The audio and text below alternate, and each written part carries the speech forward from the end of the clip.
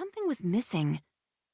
I was hoping painting would help me find whatever that was, or at least help me end the afternoon on a happy note. All day, Friedborg, my mom's lady-in-waiting, had been teaching me royal manners.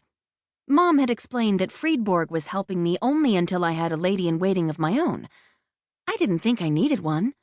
Up until now, I'd taught myself everything, including advanced astronomy.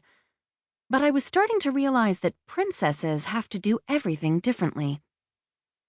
Earlier, Friedborg had spent hours instructing me on how to sit down properly, and then we'd spent the rest of the day practicing how to open a door. I wanted to do my best, but I was struggling to even have a conversation with Friedborg since she's not exactly a big talker. "So, I guess you're to show me how to sit?" I asked with a tentative grin as she stood in front of me, pointing to a chair. She gave me an abrupt nod. Then she shifted her skirts, moved her knees to one side, and dropped into the chair as though she had lost feeling in her legs. "Like this?" I asked, keeping my back extra stiff and lowering the bottom half of my body as if it were completely disconnected from my torso. She grunted and frowned, then signaled for me to rise. Okay, I sighed, wondering how sitting down could be such an art. Was I going to have to learn everything from scratch? Would tomorrow's lesson be about how to stand up? What about walking? It was overwhelming to think about everything I needed to know. I took a breath and tried to focus on the positive. Maybe Friedborg could be my friend if I just tried a little harder. I decided to start with the basics. "So, which do you like better, vanilla or chocolate?" She stared at me for a moment as though I'd just asked her something too personal, like what color her bloomers were. Oh gosh, I thought, I have so much to learn.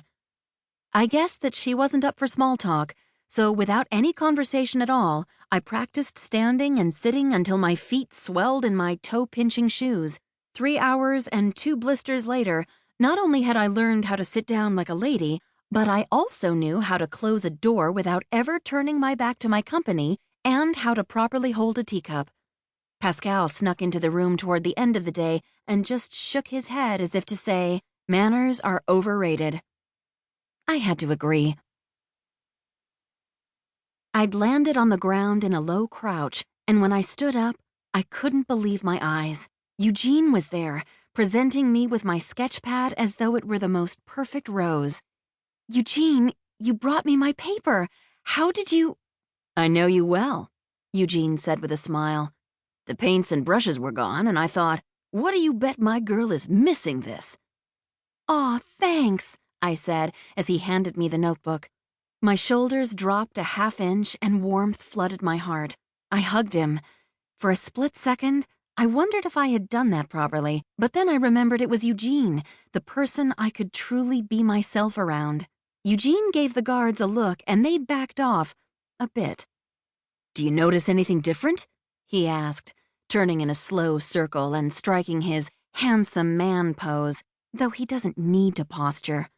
Eugene's warm brown eyes and mischievous smile are irresistible from any angle. I said, checking him over. "Is it the new shirt?" "Nope," he said. "Have those boots been polished?" I asked.